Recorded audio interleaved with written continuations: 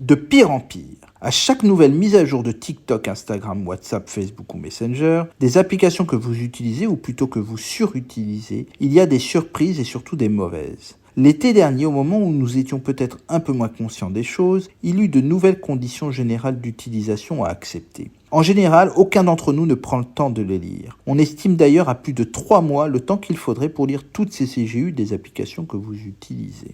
Il faut rappeler que la grande difficulté des géants d'Internet est de proposer des services gratuits, moyennant de la publicité la plus ciblée possible. Nos likes, nos commentaires, nos partages sont donc des données permettant à ces sociétés étrangères d'avoir de précieuses informations sur nous. Plus que jamais, le produit qui permet de les faire vivre, c'est nous, les utilisateurs. Alors, qu'est-ce qu'il y aurait cette fois-ci de plus grave ou préoccupant qu'avant ? Depuis cet été, les utilisateurs de TikTok dans l'Union européenne, en Suisse et au Royaume-Uni reçoivent par défaut des publicités personnalisées basées sur le contenu qu'ils regardent, ce qui n'était jusqu'à présent pas possible sans leur accord préalable. Pour justifier ce changement, l'entreprise chinoise invoque, entre guillemets, ses intérêts légitimes à mettre en relation les annonceurs avec des utilisateurs susceptibles d'être intéressés par leurs produits et services.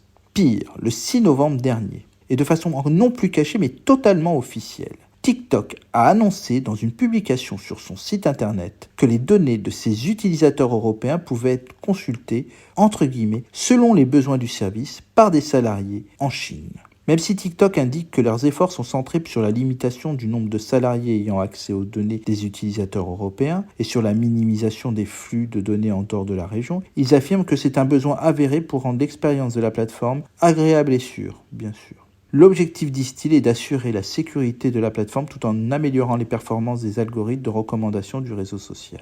Des contrôles peuvent également être menés à distance pour détecter les faux comptes. Donald Trump, sous sa présidence, avait souhaité bloquer TikTok sur le territoire américain. Il redoutait le scénario mis en place aujourd'hui par le géant chinois. L'Europe va bien entendu surveiller tout cela vu la montée en puissance de TikTok. La CNIL irlandaise a déjà ouvert par le passé 2 enquêtes. La première pour vérifier la manière dont la plateforme collecte des informations des utilisateurs mineurs et la seconde sur le transfert de données personnelles par TikTok vers la Chine. En cas de non-respect du RGPD, ByteDance, la maison mère, risque une amende pouvant aller jusqu'à 4% de son chiffre d'affaires mondial. On rappelle que celui-ci a atteint la coquette somme de 58 milliards de dollars en 2021, de quoi qu'elle met la plus grande des entreprises. À la semaine prochaine.